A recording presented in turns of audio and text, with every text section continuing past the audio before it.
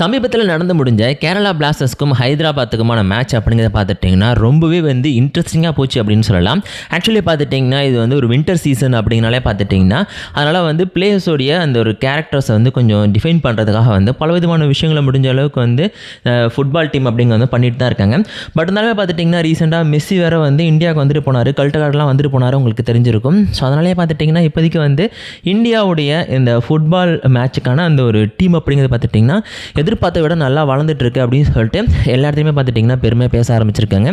எது எப்படி இருந்தாலுமே டெஃபினட்டாக மெஸ்ஸி இந்தியாவுக்கு வந்தது அப்படிங்கிறது ஒரு முக்கியமான விஷயமாக தான் இந்த ஒரு விஷயத்தில் சொல்லப்பட்டிருக்கு. எது எப்படி இருந்தாலுமே டெஃபினட்டாக பார்த்திங்கன்னா இந்த கேரளா பிளாஸ்டர்ஸ்க்கும் ஹைதராபாத்துக்கும் நடக்க போகிற மேட்ச் அப்படிங்கிறது கண்டிப்பாக ஒரு வேறு லெவலான மேட்சாக இருக்குன்றதுல எல்லாருக்கும் பார்த்துட்டிங்கன்னா ஒரு மிகப்பெரிய இன்ட்ரெஸ்ட் அப்படிங்கிறது இருக்குது. ஸோ நீங்கள் என்ன நினைக்கிறீங்க? கேரளா பிளாஸ்டர்ஸ் vs ஹைதராபாத் டீமோட மேட்ச் பார்க்கறதுக்கு நீங்கள் ஆர்வமாக இருக்கீங்களான்னு கமெண்ட்டில் சொல்லுங்கள்.